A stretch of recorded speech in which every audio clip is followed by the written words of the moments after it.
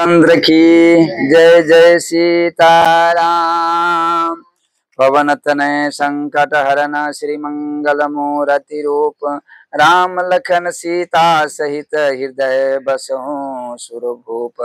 गुरु ब्रह्मा गुरु विष्णु गुरुदेव महेश्वर गुरु साक्षात पर ब्रह्मा तस्मै श्री गुरुवे नमः। संत सरोवर गंगा जला जो ही पखारे अंग सो दहिया निर्मल करू साधु के सत्संग। ए घरिया दो घड़ी आधो में पुनियाद तुलसी संगत साधु की हरे क्रोध अपराध। बोलो श्याम रामचंद्र की जय। तो उस दिन जो बात हुआ था उस दिन हम जो कथा कहे तो कहाँ तक ले कथा छोड़ दिए, मछोदरी के उनका घर आने तक ले। जब मछोदरी घर आए तो घर में बहुत अब सुगंध हुआ, पूरा गांव के सुगंध, बहुत गांव में आदमी सब खुशी हुए। हाँ कि गांव में इतना सुगंध कहाँ से, सब दर्शन करने आए।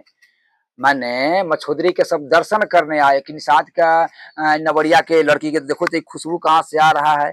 बाप भी बड़ा खुशबू हुआ, माने बाप भी पिताजी बहुत बड़ा माने खुश हुए। इसका बाद में अब हम आपको कहाँ ले चलते हैं, यहाँ पर हसनापुर में जो राजा संतनु था, तो राजा संतनु हसनापुर के राजा था। तो उनका क्या हुआ, हम गंगा जी के उतने गहराई में नहीं जाएंगे, ये तो हम खाली सतवती के कथा कर रहे हैं। हाँ, सतवती माता का माने हमारा पूज्य परम व्यास जी का माता की कथा हो रहा है, इसलिए हम कि माने गंगा जी के जो कथा है उनका विस्तार नहीं करते, हम संक्षेप में कर देते हैं। माने गंगा माता के 4 महीना गंगा माता के 4 महीना चल जाने के वाली बाद में क्या हुआ, संतनु एक बार ऐसे से सोच था जिनका पत्नी अगर चले जाए, क्यों चला गया, वो कहा ना कि जिस समय अगर हमारा माने कुछ टूक देंगे, अगर हमारा कोई काम में अगर टोक लीजिएगा तो हम आपको त्याग देंगे। तो वही ना माने 7वां लड़का को दहा दिया, 8वां को दहाने गए, भीष्म पितामह जिनको कहते हैं, दहाने गया, उसका देवव्रत नाम रखा। तो दहाने जब गया तो क्या हुआ, माने वहीं पर माने रोक दिया कि नहीं, अब ये नहीं हो सकता है, हमारा पुत्र के नहीं दहाओ। हाँ, तो इसीलिए क्या हुआ, माने वहां पर जब रोक दिया संतनु की नहीं, हमारा पुत्र के नहीं दहा सकते हो, इसलिए गंगा माता ने कहा कि बस हमको यही तकले वाली बात है। हम कहते ना जहां हमारा काम में रोक टाक होगा तो हम आपको त्याग देंगे, हम चले जाएंगे। तो वही गंगा माता तो चले गए, गंगा माता चले गए। चल जाने के वाली बाद में तब देवव्रत के जवान कह करके लाए। हाँ, कहा कि यही आपको पुत्र है। तब उसका बाद में रहने लगे। तो इन्हें कहा अच्छा, छत्री शादी कर सकते हैं लेकिन काम के लिए नहीं, उसका राज के पसारना है। अति अर्जुन के 7 को शादी हुआ है, लेकिन किस लिए शादी हुआ है कि माने वो राजा विस्तार करता है कि जितना हमारा शादी माने हम करेंगे ना तो उतना हमारा राज सुरक्षित रहेगा, सब कुटुंब हो जाएगा, तो राज पर आक्रमण नहीं हो सकता है। लेकिन हम लोग का वो बात नहीं है, हम लोग के पाप लगेगा। हाँ, उनका अनुसरण नहीं कर सकते हैं। तो क्या हुआ, इनका राजा संतनु तो माने वो आ गया कहा, उनका राज युवराज बना दिया, देवव्रत के युवराज बना दिया कि मेरा एक ही पुत्र है, युवराज बना देते हैं। तो अपना मन से बनाया, कोई प्रजा थोड़ी ने कहा, सब कोई बने अपना मन से बना दिया। लेकिन सब प्रजा कहा कि शादी कर लीजिए। राजा संतनु ने कहा कि नहीं, मेरा पुत्र हो गया तो हम शादी काहे करें, मेरा पुत्र जब हो गया है तो हम शादी, माने एक पुत्र है ना, राजा वो चलाएगा, तो हम शादी काहे करें। इसीलिए राजा संतनु शादी नहीं किया। एक बार क्या हुआ, गंगा के 4 महीना चल जाने के वाली बाद में संतनु जो है, राजा को तो काम है शिकार खेलना। अच्छा, शिकार क्यों खेलता है राजा, शिकार क्यों खेलता है, शिकार इसलिए माने खेलता है कि उसका अभ्यास बने, जो युद्ध में उसका दिक्कत न हो, लड़ना पड़ता है। तो इसलिए एक बार शिकार खेलने के लिए जंगल में निकला, माने जंगल में गया। तो जंगल में जब गया तो देखा क्या, हाँ, कि वो जो एक लड़की है वो नाव चला रही है। खुशबू इतना खुशबू दे रहे जिनका सीमा नहीं, खुशबू दे करके वही खुशबू के माने राजा राजा शांतनु के क्या बुझाया कि शायद कहीं कोई बाग न तो है, कोई शायद बाग है, कोई बहुत अच्छा है, इसीलिए कि माने हम उनको खुशबू से कोई बाग है क्या, कोई फूल है, कोई बड़ी सुगंध है, सुगंध कहाँ से आ रहा है, माने सुगंध लेते लेते सुगंध के सहारा से क्या किया, उसका माने नजदीक में गया। जब नजदीक में गया तो देखा क्या, एक नाव चला रही है, एक लड़की नाव के लेकर के खेव रही है। राजा शांतनु ने देखा तो राजा शांतनु ने कहा कि नाव पर हमको उस पार जाना है। तो राजा शांतनु जो है वही नाव पर बैठ गया। तब जब नाम पर राजा शांतनु महाराज बैठ गया तक माने मछोदरी ने पूछा कि कहाँ आपको जाना है बटोही, तो कहा कि हमारा उस पार जाना है। तो कहा कि ठीक है, अब उस पार ले गया। हाँ, तो कहा कि आपको इस पार आ गया है, गंगा के अब इस पार आ गया है कि आप उतरिए। तो कहा कि नहीं, हमारा उस पार जाना है। तो कहा कि गजब की बड़ी बात है, कैसा आदमी है ये, कैसा बटोही है, कैसा मुसाफिर है, जब उस पार से हम इस पार लाए तो फिर कहता है, कहा कि नहीं हमारा उस पार चले चलो। तो फिर वहां से मछोदरी इस पार लाया। तो कहा कि आप उतरिए। हाँ, तो कहा कि नहीं हमारा उस पार जाना है। कहा कि बड़ी गजब है।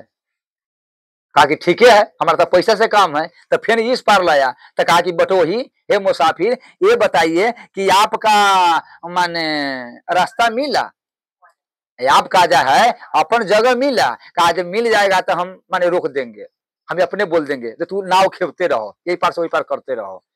तब जब बीच धार में आया तब राजा शांतनु ने क्या कहा, हाँ, कि एक वाली बात है, हमारा बुझाता है कि था यहीं पर है, यही बीचे धार में। तो कहा कि यहीं पर उतरिएगा। कहा कि हाँ। तो कहा कि उतरिए। तो कहा एक बारी बात है, उतरने का मतलब यह है कि इतना जो बार बार हम यही पार से यही पार, तो जो हमारा दिल के नहीं समझ रहे हैं, हम यही पार से यही पार तुमको हम कहते हैं कि ले जाओ, तो हमारा मन के भाव आप नहीं पहचान सकते हैं, इसी वाली बात है। देखिए कि जो लड़की हंस के बात करे, हाँ, और माने घूंघट झाप के बात करे, हंस के बात करे, तो बुझ जाइएगा कि एक मन जो है से सही ना है।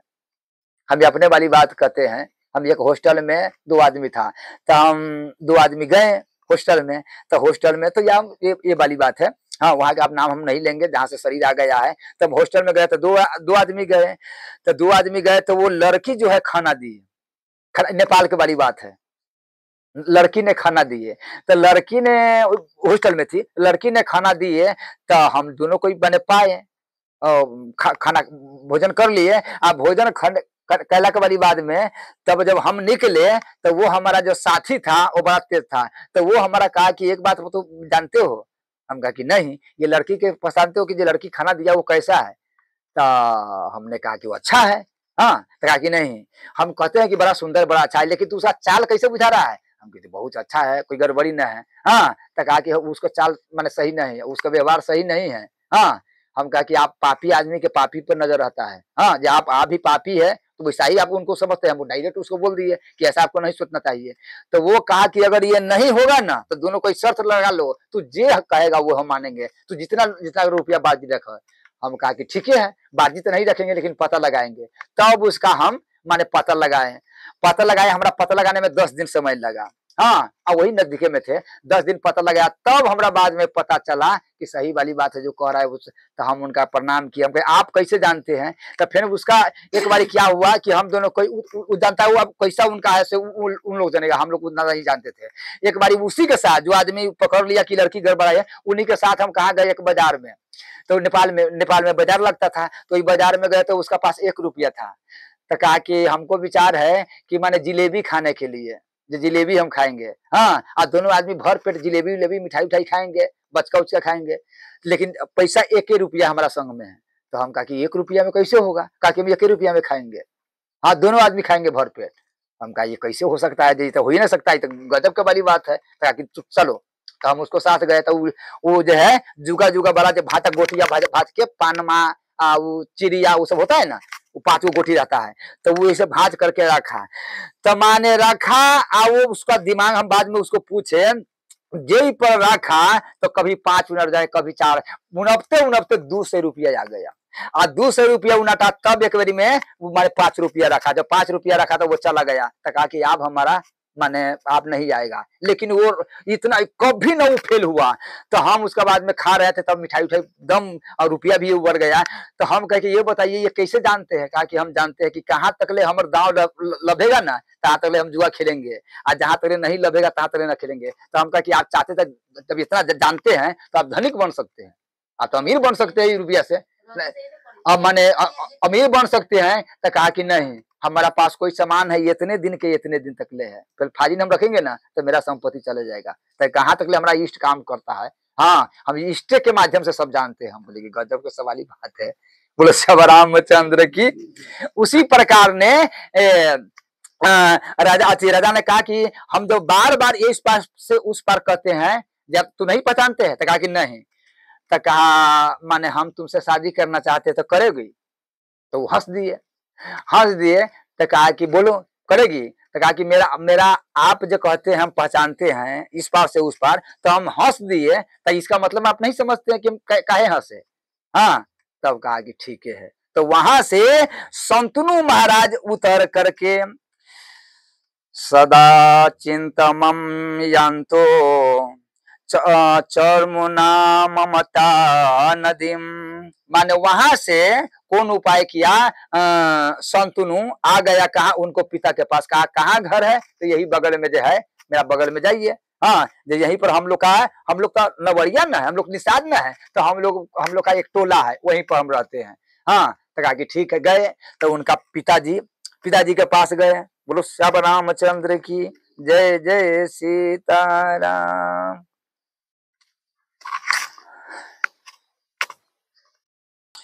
हृदय कमस्तु में कसंतम ममतम निबोध जानेश्वर। ये राजा संतनु ने क्या किया? माने उनको पिता के पास गए, आप पिता के पास जा करके क्या किए?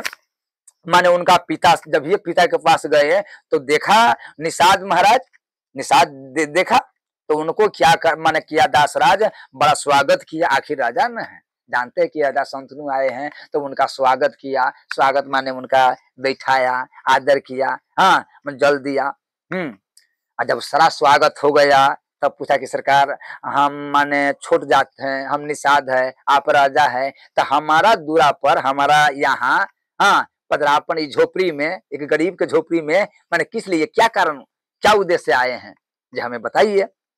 तब कहा कि हे निषाद एक बात सुनिए, जे आप अपना पुत्री से हमारा शादी करा दीजिए। जब शादी करने आए हैं, जे आप अपना माने पुत्री से हमको शादी करा दीजिए। दास राज ने बड़ा खुशी हुए कि देखिए माने हम तो गरीब है, हमारा पास झोपड़ी है, तो हर माने माता चाहते हैं, पिता चाहते हैं कि हमारे बेटा बेटी बढ़िया घर में हो, बड़ा अच्छा रहे, सुखी से रहे। आए अगर मेरा पुत्री अगर आप माने हसनापुर के रानी बने, यही से बड़ा माने खुशहाल लिए हमरा ले बड़े भाग के क्या कितना बड़ाई करे, वो बहुत छोटा है। तो हमें मेरा पुत्री कहाँ झोपड़ी में रहते हैं और कहाँ वो हसनापुर के अगर महारानी बनेंगी, राजमाता बनी, कितना खुशी की वाली बात है महारानी। इसीलिए हम तो एकदम तैयारी है। और अच्छा जी आप माने शादी कर सकते हैं। तो कहा कि बोलिए कि हम बारात लेके कब आए, कहिए आए? तो कहा है कि देखिए हमारा एक शर्त है, हम शादी तो आपसे करेंगे, हमारा पुत्री बनेगी रानी, लेकिन हमारा पास शर्त है। तो कहा कि शर्त? हाँ, तो शर्त क्या है? कहा कि हमारा पास एक ही शर्त है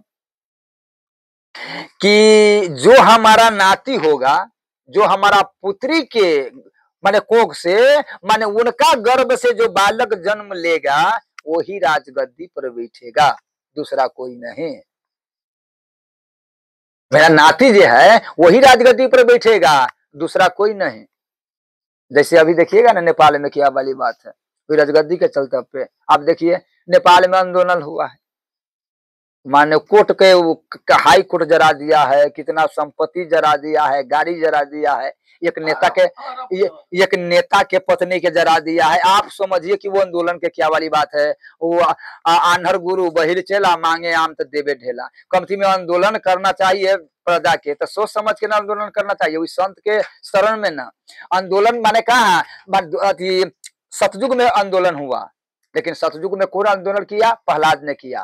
त्रेता में हुआ, त्रेता में कौन आंदोलन किया? ऋषि मुनि सब किया, भविष्य जी ने किया। अच्छा, द्वापर में आंदोलन हुआ, द्वापर में कौन आंदोलन किया?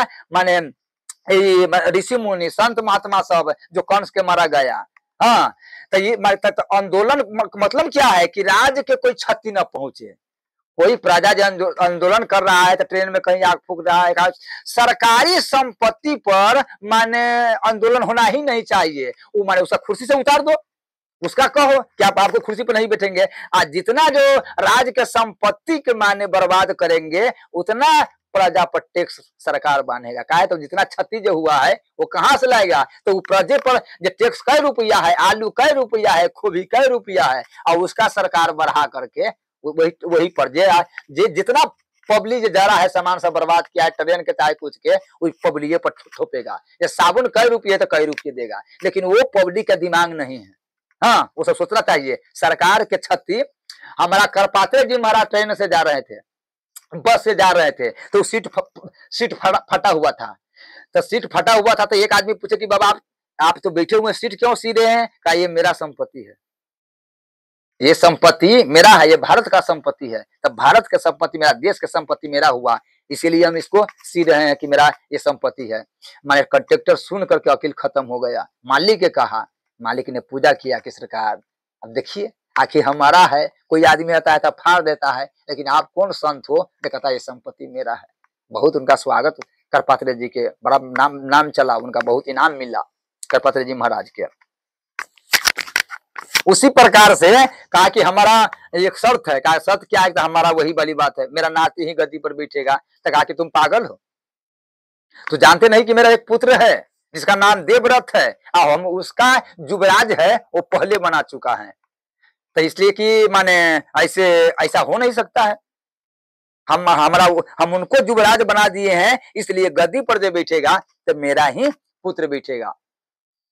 तो कहा कि नहीं, तब तक हम शादी नहीं करेंगे, यही शर्त है। अगर ये शर्त मानिएगा तो हम शादी करेंगे, या नहीं तो हम नहीं करेंगे। तो कहा कि ठीक है, अपना लड़की के रखो, हम शादी नहीं करेंगे। लेकिन क्या हुआ, इनका मन में माने उनका जो मोह जो है, उस सूरज देखा था, नाव पर आए थे, उनका सूरज देखा था, माने छूट नहीं रहा था। तो क्या हुआ, रोज सुबह में आते थे सारथी से, और वही पीपल के पेड़ के नीचे बैठ करके और उसका माने देखते थे, और ऊपर नाव चला रही है। अब उनको भी मन में दिक्कत है कि अब हम पिताजी से कहे कैसे कि हम शादी करना है। हाँ, अब उधर उनका, इनका पिताजी बीच में है, उनको भी है, मछोदरी के मन है, इनको भी मन है, लेकिन पिताजी का जो शर्त है, तो ये बोल नहीं रही थी पिताजी से, लेकिन मन तो इनको था। हाँ, अब दोनों असमंजस में है। अब फिर के ऐसे वाली बात है, मेरा सतवती माता जो है, मछुदरी माता, वो ने कहा कि नहीं, हम पिताजी के जो वचन है, हर लड़की के ऐसे वाली बात होता है कि पिताजी की आज्ञा। एक और बात सुनिए, लड़की के सबसे बड़ा धर्म है लड़की के, कि जब कुमार है तो पिता की आज्ञा में, जहां पिता कहे उसका आज्ञा में। आप कहिएगा कि बाबा जो ये बोलते हैं वो कहाँ लिखा है? तो ये लिखा है रामचरितमानस में 2 जगह लिखा है। ऐसे तो कई जगह लिखा है, लेकिन पुत्र पवित्र किए कुल दोनों, तब तक हम एक जगह के 2 जगह के मान देते हैं। जब पार्वती माता और सीता माता जा रही थी तो क्या कहा, पर अधीन सपनों सुख नहीं, कि नारी जो है वो पर के अधीन होता है। जब कुमार होता है तो पिता के अधीन में, आज जब शादी हो जाता है तो पति के अधीन में, आज जब माने बाल बच्चा हो जाता है तो बेटा के अधीन में। हाँ, तो इसीलिए ये 3 अधीन। तो नारी है, नारी के फिर के बुद्धि भी कम होता है, इसीलिए उनका मार्गदर्शन मिलना चाहिए। हाँ, हम सब ये बात नहीं, बड़े बड़े नारी तो ऐसे होता है जो पुरुष के माने काम करती है, उसका दिमाग इतना है। जैसे कि हमारा यहाँ देखिए, भगवान की कृपा से राष्ट्रपति है, माता है, तो हमारा यहाँ बहुत बड़ा दर्जा है। तो ठाकुर जी की कृपा से क्या हुआ, संतनु सुबह में जाते, अब हर दिन वही पीपल के पेठा में बैठ करके उसका मुंह ठीक आते। हाँ, और फिर शाम जब हो जाते तो चले जाते, इतना ही काम है। लेकिन उसका सोच में धीरे धीरे अब इसका शरीर गल जा रहा है, अब भोजन कुछ नहीं लागे। हाँ, तब उनका शरीर के देख करके, उदास के देख करके एक बार क्या हुआ, राजा शंतनु के देख करके उनका जो पुत्र है देवव्रत, वो 13-14 वर्ष के था। तो धीरे धीरे होता है ना, कि पिताजी के कौन माने जनता है कि पहले हमारा पिताजी कैसे है, माताजी कैसे है, लेकिन आप धीरे धीरे क्या कारण है इतना लौट रहे हैं? आज बरमहल उदास रहते हैं, फिर के शाम सुबह में जाते हैं तो शाम में आते हैं, हमरा किसी के नहीं कहते हैं, ये क्या कारण है? बोलो श्याम रामचंद्र की। सचिंतो यजंता दास कश्यामा महीपति। क्या हुआ? उसी सोच में, विचार में शांतनु जी महाराज के इतना चिंता हुआ कि चिंता से चतुराई घटे, सोच से घटे शरीर, पाप से धन लक्ष्मी घटे, तो कह गए दास कबीर। चिंता पापनी को नहीं खाया, कि चिंता जो है वो की कोई आदमी के माने शरीर को भस्म नहीं कर देता है। अच्छा एक और बात कहें, जो चीता जो है वो मरा हुआ आदमी के जलाता है, चिता जो है वो मरा हुआ आदमी के जलाता है, और चिंता जो है ये इतने फर्क है, वो जीता आदमी के जलाता है। जहां रहता है तहां टेंशन है में टेंशन है। मन करी विषय अनल बन जरही, आ हो ही सुखी जो यही सर पर रही। मन में विषय का मतलब है उसका बात, उसका टेंशन, इसका टेंशन, पोता के टेंशन, पत्नी के टेंशन, फलना के टेंशन, समाज के टेंशन, तो इसीलिए वही आदमी का माने जलता रहता है। वही सुखी होगी, वही सुखी का मतलब क्या है कि जब सत्संग में जाएंगे, संत के पास जाएंगे, गुरुदेव के पास जाएंगे, तो हो ही सुखी, मतलब कि जिसके लिए चिंता करते हो वो है ये नहीं है, वो सत्य नहीं है। उदाहरण अर्थ, जैसे कोई बच्चा में हम लोग, आप लोग खेले हैं बच्चा में गुल्ली डंडा, खपटा, हम लोग बड़ा खपटा खेले हैं, तो खपटा के लिए मारा पीटी ठूटा बोल सब चीज होती, दांतों कटा बोल हुआ था। हाँ, अब खपटा के हम लोग कोई माने मतलब है। उसी प्रकार से जो आदमी पूजा पाठ ने कथा जब सुन लिया है, तो कथा से वो जान गया है कि संसार है दुखाल है, ये नस्वान है, ये क्षण भंगुर है। उसी प्रकार से वैसे उनका कुछ नहीं फर्क पड़ता है, एकदम परमात्मा में मगन आता है। तो उससे कहता है हो ही सुखी जो माने यही सर पर है, जो सत्संग में आ गया, सत्संग में पड़ गया। बोलो श्याम रामचंद्र की। तो देवव्रत ने देखा कि पिताजी उदास है, इसका उदास के कारण एक बार पूछे तो क्या हुआ? माने उनका सारथी जैसा था, अब तो रूम में जाया सीधे उदास होकर के इसे बैठे संतनु, तो उनका सारथी पैर दबाते थे। तब जब देवव्रत गया तो उसका माने मुंह बंद कर दिया कि आप चुप रहिए, हमको नहीं कहिए, आप साइड हो जाइए। साइड हो गया और देवव्रत लगा पैर दबाने। तो देखा, कहा कि बेटा तुम, कहा कि हाँ पिताजी एक और बात सुनिए, आप राजा है, हम युवराज हैं, और युवराज के अधिकार है, हम माने पुत्र के भाव से नहीं कर रहे हैं, एक युवराज के नाते हम कर रहे हैं कि हर युवराज के धर्म है कि अपना राजा के माने कंदत्व विधि के देखे, उनका मुख पर देखे, उनका कुछ कष्ट अगर क्या होता है सो देखे। इसलिए कि आप जो देख रहे हैं कि 20-22 दिन, ये महीना दिन से आप सोच में है, धीरे धीरे शरीर जा रहा है, इसका कारण क्या है? क्या कारण है आप सोच कर रहे हैं? दिक्कत क्या है? यही कारण है। एक कथा तंगा बात कर ध्यान से सुनिए। हर पुत्री के शाम में और सुबह में मतारी के मुंह देखना चाहिए, यही सबसे बड़ा धर्म है। हर पुतों के सुबह में या शाम में सास के मुंह देखना चाहिए कि हमरा चलते ऐसा नहीं है कि मेरे सास उदास है। अच्छा अगर सास उदास है तो उनका कारण क्या है, क्या दिक्कत है, ये पुतों के सोचना है। अगर यदि पिता उदास है तो बेटा का सोचना है कि को पिता उदास को नहीं, वो पुतो नहीं सोचेगा। इसलिए पूछो, अगर सास से पूछो कि माता जी आपका ऐसे उदास है, हो सके आप नून कितना लगाते हैं, तेल कितना लगाते हैं, दाल कितना लगाते हैं, कितना घर में बर्बाद करते हैं, कितना फेंकाता है। बोलो श्याम रामचंद्र की जय जय सीताराम। पहले हमारा देखिए, पहले हम अपने बात करते हैं कि 1 किलो 1.5 किलो चावल लगता था, आयाबते बाल बच्चा हो गया कि सीधे लगाता है, फेंक देता है, खाता है तो फेंका देता है। बोलो श्याम रामचंद्र की। अब कमाने का हमारा पड़ता है, ये सब क्या है, ये सबको तो फेंकना है। बोलो श्याम रामचंद्र की। तो ठाकुर जी की कृपा से क्या हुआ, तो माने अच्छा देखिए, उतान पात के 2 गो नारी है, एगो सुनीति है और एगो सुरुचि है, एगो सुनीति और एगो सुरुचि। तो सुनीति के मतलब कौन है कि कितना दाल लगेगा, कितना चावल लगेगा, कितना हींग लगेगा, कितना मसाला लगेगा, हाँ माने कितना सामान लगेगा जो बर्बाद न हो। और सुरुचि के मतलब कि हमारा मन में जे आवे से लगा देवे, किने वाला तो मुर्ख। अच्छा नया नया कनिया जो कते आएगा तो माने बहुत होशियार होएगा, लेकिन कते कनिया आएगा तो खूब जियान करेगा। तो हम वो तो सास ससुर लबी पति कमाई छी हम तरफ खूब ये करेगा, और बाद में उसी को अलग कर दो तब ये क्या तो बड़ा कैसे जोगाएगा, कैसे रुपया में से रुपया निकालेगा जमा करेगा, जिसका सीमा नहीं है कि अब ये कम हमर न तो जा रहा है। आज जरा कहूँ 2 गो 3 गो बेटा पुतु होती वो सब जानी होती है भगवान। तब ठाकुर जी की कृपा से क्या हुआ, देवव्रत माने यही पर देवव्रत ने कहा कि पिताजी आप जो माने सोच रहे हैं वो क्या कारण, उसका उद्देश्य क्या है, किस लिए सोच रहे हैं। पिताजी अगर राजा चिंता करे, यहां दिए हैं, ये व मुक्ता स पुत्र संत नो प्रियस भासते। पिताजी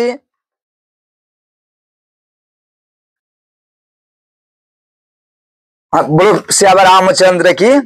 पिताजी एक राजा के चिंता करना पूरा राज के चिंता है, एक राजा के चिंता करना पूरा राज के चिंता है, एक घर के मुख्य आदमी के चिंता करना पूरा व्यक्ति के चिंता है। एक और बात है, सास पुतों के देखिए कि वो माने पुतों के मर्यादा कब है, पुतों के मर्यादा कब है जब उनका सास है तब, माने घरे में रहो सारा चीज बाहर से ला ला के आप पुतों बुझेता माने सास देते हैं कन्या, यही मर्यादा है। हाँ बुझे बहुत बड़ा उनका शान है, बहुत बड़ा प्रतिष्ठा है कि मानो वो बाहर ना जाके सास बाहर से ला करके आप तुम्हारा देते हैं।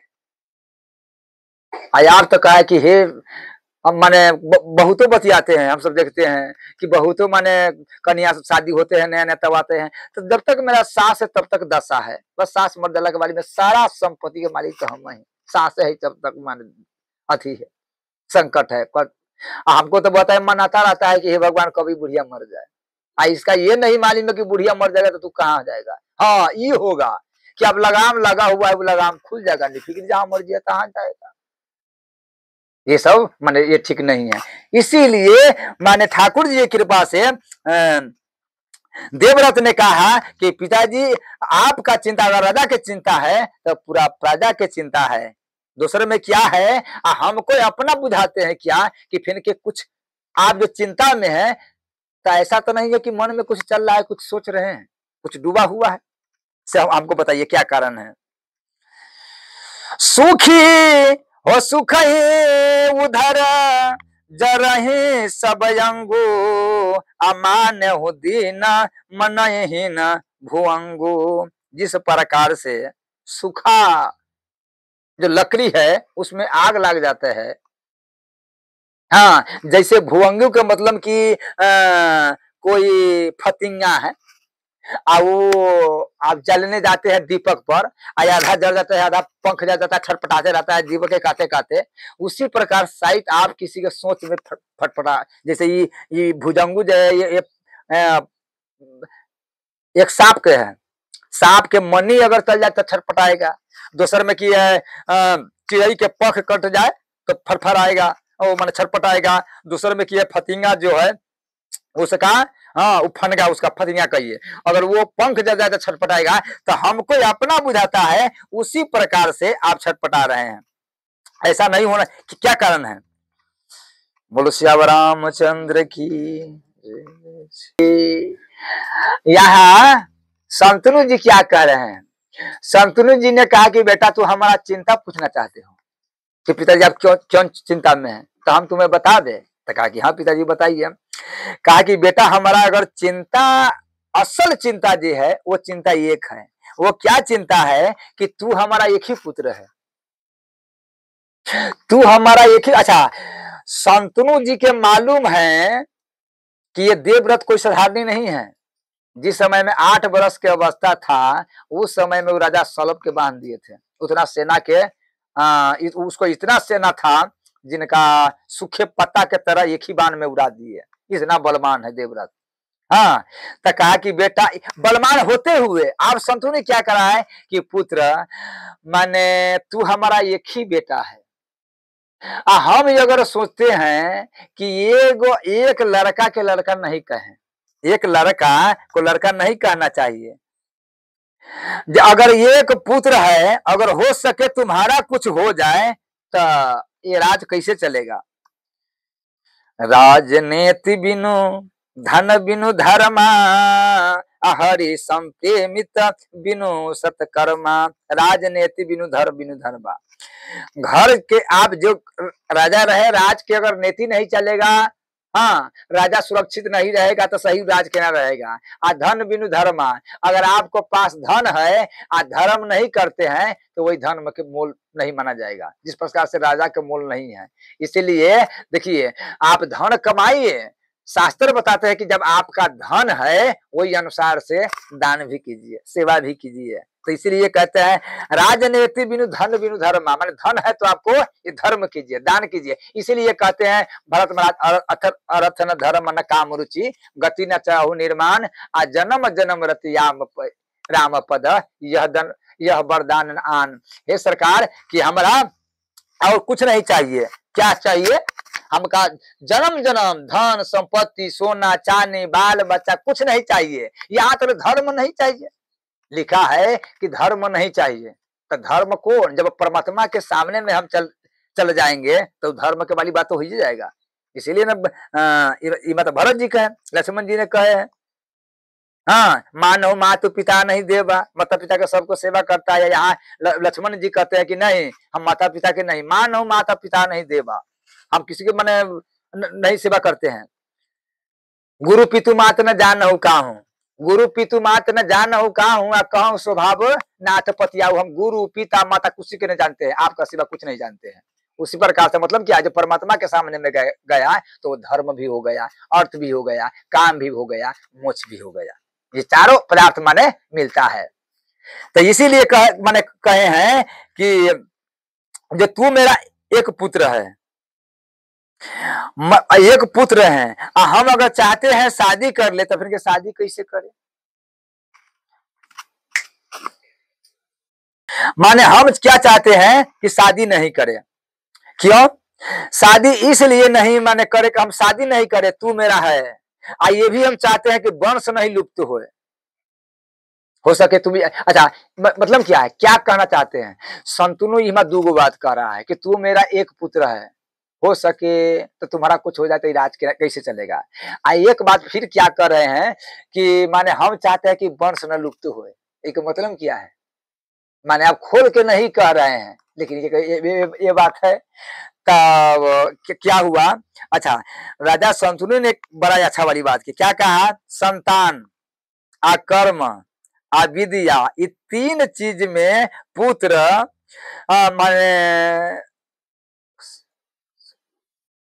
अच्छा आदमी के कनेक्शन सबसे बड़ा माना गया है। क्या माना गया है कि माने एक तो संतान आदमी के जरूरी है, इसमें संतान के जरूरी है, कर्म के जरूरी है, विद्या के जरूरी है, लेकिन ये दोनों में सबसे उत्तम जो माना गया है वो पुत्र के माना गया है। वो क्या है? वो संतान के माना गया है कि इसमें संतान है। देवव्रतो महाबुद्धि अपर्याज्ञा चंतम चिंतयत, कि मेरा सारा चिंता के कारण यही है पुत्र देवव्रत। अच्छा, हे पुत्र, जो इसमें माने संतान है, कर्म है, विद्या है, मनुष्य के तीन चीज चाहिए। आई तीन चीज में क्या है? मुख्य चाहिए संतान। ये संतान रहेगा तब विद्या आएगा, हाँ, संतान आएगा तब माने कर्म करेगा। तो इसलिए इसमें तीन में हम बता दिए हैं। दूसरे में क्या है? हे पुत्र, ये इतना हम बता दिए, माने इतना तुम्हारा जो हमारा चिंता है वो कह दिए हैं, आगे तुम्हारा जैसा मन है तैसा करो। अब देवव्रत एक बात के जैसे कि माने गोलमाल बात हुआ, वो देवव्रत पकड़ नहीं आया कि मैंने क्या कह रहा है। ततो देवव्रतो बुद्धि छत्री सहित दस्तादा, जेहि विधिनाथ होहि हित मोरा, जेहि विधिनाथ होहि हित मोरा। कि हे सरकार, बोलो श्याम रामचंद्र की। हाँ, कहा कि माने अब आगे तुम्हारा जो है माने करो, मतलब जेहि विधिनाथ होहि हित, जैसे नारद जी कहते हैं ना, उसी प्रकार से अब आगे जैसे कैसे अच्छा होगा, ये राज भी माने वंश भी न डूबे, हाँ, माने कहे कि मतलब जे कष्ट न हो, माने कुछ दिक्कत भी नहीं होना चाहिए। तो कहा कि ठीक है। अब देवव्रत ही न समझने के कारण, ये बात के न बुझा कि पिताजी का उद्देश्य क्या है, गोलमाल बात बोला, तो वो कहा चला गया मंत्री के पास। मंत्री के पास गया, मंत्री से माने पूछा, कहा तो पुरानिया मंत्री था, बहुत ज्ञानी था, उनसे पूछा कि माने इसका अर्थ क्या है, जो पिताजी जो सोच में, इसका अर्थ क्या है जी आप बताइए। हाँ, तो कहा कि देखिए, जो पिताजी तुम्हारा जो काहे चिंता है, वो माने वो बात अभी खोल के नहीं कहा है, लेकिन हमरा थोड़ा थोड़ा मालूम है, कहा तो मंत्री के सब पता रहता है, हमारा थोड़ा थोड़ा मालूम है कि आपका जो पिता है वो सुबह में कहा जाते हैं, वो गंगा के किनारे, गंगा के किनार पर क्या है, जो दासराज के बेटी है उनको देखते हैं, देख करके शाम में आते हैं। तो हमको अपना यही तकले है, यही से आगे हम नहीं जानते। अगर ज्यादा माने इसे जानकारी लेना है तो उसका सारथी से पूछ लो, कोई सारथी का है तो लेके जाता है, आता है, उनका साथ रहा है, सारा बात माने उसका सारथी बता देगा, जाओ उनसे पूछो। देवव्रत ने कहा कि ठीक है, जब यही यही वाली बात है तो हम जाते हैं। अब सारथी के बुला करके, सारथी के बुलाया, सारथी आया, सारथी ने प्रणाम किया, कहा युवराज प्रणाम, क्या बात है, हम जो बुलाया है। कहा कि ये बताओ कि हमारा पिताजी के तू कहाँ ले जाते हो, सुबह के समय मेरा पिताजी के कहाँ ले जाते हो। तो कहा कि वो तो हम नहीं बताएंगे, वो तो हम नहीं बता सकते। तो क्यों। कहा कि ये राजा का विरोध है। कहा कि देखो, तू राजा के विरोध करना नहीं चाहते हो, लेकिन प्रजा के साथ छल करना चाहते हो। एक राजा चिंता में है, अगर तुम्हारा राजा के कुछ हो जाएगा तो ये पूरा राज के धस जाएगा। तो इसका मतलब क्या है, तू राजा के हित चाहते हो, कि उसका माने साथ धसाना चाहते हो, राज के धसाना चाहते हो। एक माने हर नागरिक के काम है कि राजा माने पूरे राज का सुरक्षा करना। तो इसलिए सही सही बताओ, सही से माने वो कहा जाता है, अगर धर्म के तू पालन करते हो तब। हाँ, तो कहा कि असल में बुझिएगा, तो आपका पिताजी के माने हम कहाँ ले जाते हैं, वहां पर गंगा जी के घाट पर, तो वहीं पर बैठता है। तो कहाँ, तो पीपर के पेट है वहां। तो हमारा पिताजी जब वो वहां पर बैठते हैं तो क्या देखते हैं, कहा जो नवरिया के बेटी के उसका माने माने उसी को देखते रहते हैं। तो क्या लड़की से कभी बात हुए हैं, तो हाँ बात हुए हैं। तो उनका पिताजी से, तो कहा कि उनका पिताजी से बात हुए हैं। तो क्या हुआ, कहा कि वो आगे हम नहीं जाएंगे, जानते हैं। अब माने वो घर में गए हैं, माने जा करके आपको पिता चले आए, उसका घर पर हम ले गए हैं, द्वार पर रथ ले गए हैं, आपका पिता दासराज के घर में दोनों कोई क्या बतिया उतना ही हम जानते हैं, लेकिन आगे हमारा कुछ न मालूम है। उसी दिन से आपका पिता का सोच है, जाते हैं। अब वो काहे है वो आप आगे समझिए। बोलो श्याम रामचंद्र की। तम सारथी पितु मम सखी रथी युगता देवव्रत।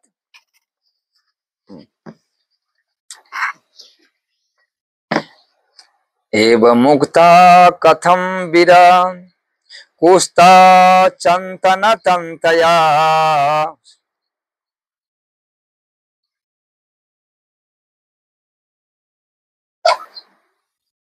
बोलो श्याम रामचंद्र की। माने मंत्री के साथ लेकर के अकेला नहीं गए, रथ पर बैठे, रथ पर बैठ करके मंत्री के साथ देवव्रत कहाँ गए, माने नवरिया के पास।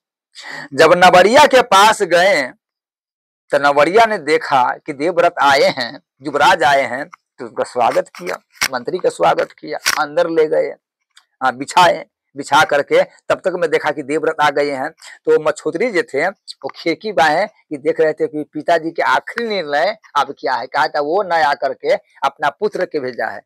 हाँ, तो आखिर निर्णय क्या है, होता है ना, बहुतों कन्या अपना की माने बात विचार करते रहते हैं, तो पूछता मैंने देखता रहता है कि मैंने हमारा एक जगह की बड़ी बात है, हम यही कर रहे हैं। यही क्या है कि वो लड़की रोने लगी, वहां से आकर के यहाँ पर रोने लगी। तो उनका क्या है, सारा बात हो गई थी, कपड़ा तो यहीं पर पहने, यहीं पर कपड़ा उपड़ा पहन करके तब गए तो वहां देखा हुआ, लेकिन वहां 4 लाख से कम नहीं रहते। इनका पिताजी ने 3 लाख रुपया दे रहे थे। तो इसके बाद में तब लड़की यहाँ पर बैठ करके चदरा के नीचे और रोने लगी, आंख में आंसू, हम अंदर देखे लौसानी तो लड़की रो रही है, और वो इतना मुंह चंड किया है कि नहीं हम इतना रुपया लेंगे, इससे कम नहीं लेंगे।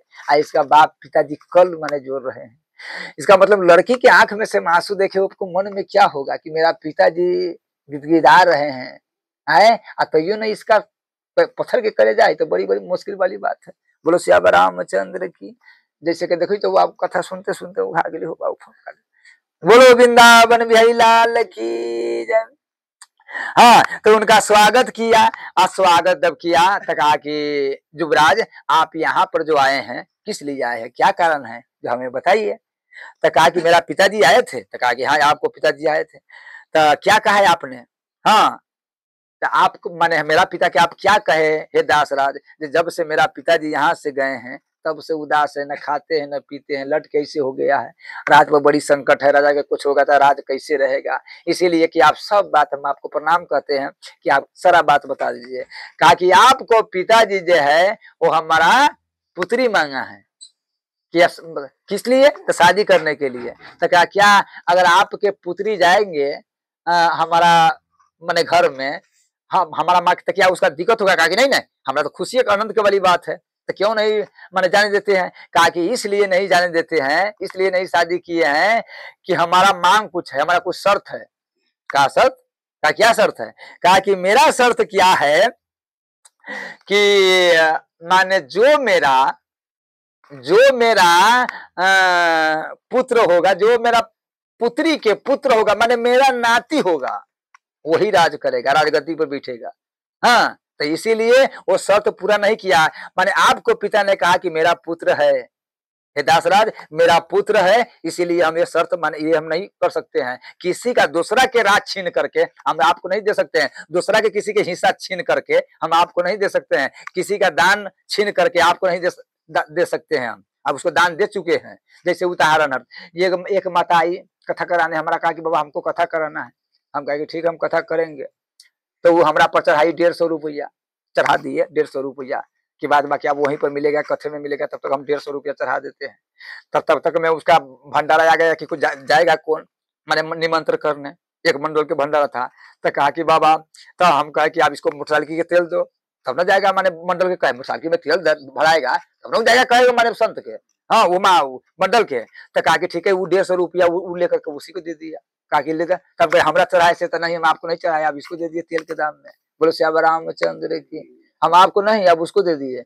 अब मालूम है अब उसका घर में नहीं बेची तो 3 लाख के महीना, 3 लाख के 4 लाख के महीना, 4 ऊपर होगा कम नहीं होगा। आप समझिए वही माता के देखिए, और 4 लाख के महीना भारू मोहर न, और ऊपर महल कंते हैं, और 150 रुपया लेकर अभी था, हम आपको नहीं दिया, अब इसका पेट्रोल के दाम दे दिए।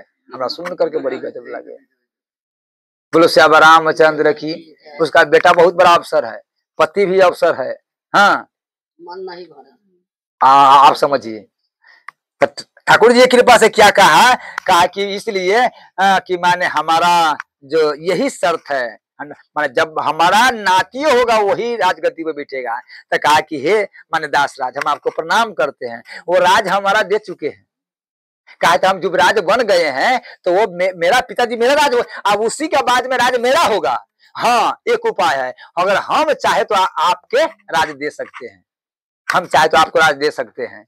तो कहा कि आप कैसे दीजिएगा। तो कहा कि एक बारी है हम आपको वचन देते हैं। बोलो श्याम रामचंद्र की जय जय सीताराम। माने क्या किया दासराज ने कहा कि नहीं माने मेरा ही नाती राज करेगा। तो कहा कि सुनिए आप अगर नहीं मानते हैं तो एक उपाय कीजिए, आप माने शादी कर लीजिए, आप रहित राज, तो हम आपको वचन देते हैं कि आप ही के माने नाती जो होगा राज पर वही बैठेगा, हम राज पर नहीं बैठेंगे। देखिए एक पिता के सुख के लिए माने शादी कर लीजिए हमारा पिताजी से आपका पुत्री के, लेकिन राज पर आपको नाती बैठेगा, हम नहीं बैठेंगे। तक ये बात तो सही है। हो सके तुम्हारा बेटा कहूँ बलवान हो तो हमारा नाती से राज छीन लिया, हाँ हमारा परंपरा से राज छीन करके वो अपना ले लिया, तब फिर इसका जिम्मेवारी कौन होगा। तू तो तुम्हारा पास बुद्धि है विवेक है, लेकिन आपको पुत्र तो ऐसा नहीं होगा। तब कहा कि ये पुत्र के वाली बात है। देवव्रत ने कहा तो बड़ी मुश्किल है। यचता ही तम सपनंतः जे आत्मन एवं ततो करिष्यामि, एवं ततो करिष्यामि याथा तत्मनुभाससे। देवव्रत कहा कि जैसा उसी के अनुसार होगा, आप जैसे कहते हैं उन्हीं के अनुसार होगा, चिंता करने की कोई जरूरत नहीं है। क्या अंध प्रीति में दास, अंध प्रीति में दास, अब्राचयी भवसी सती। राजा बोलो श्याम रामचंद्र की जय जय। बिहारी लाल रखिए।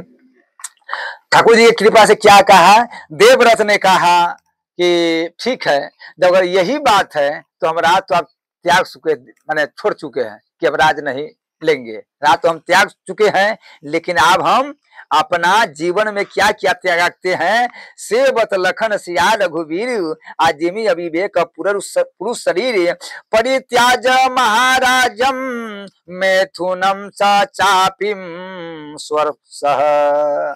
मतलब क्या है कि हम आज दिन से हम वचन देते हैं कि हम उम्र तक ले बाल ब्रह्मचारी रहेंगे, कभी शादी नहीं करेंगे। मैंने कसम खा लिया। ऐसे कहा तो देवता सब माने फूल बरसाने लगे, स्वागत करने लगे कि एक पिता के शादी के लिए, अच्छा एक पिता के शादी के लिए माने पुत्र ब्रह्मचर्य माने धारण कर ली कि हम जिंदगी भर माने जब तक उम्र है हम शादी नहीं करेंगे।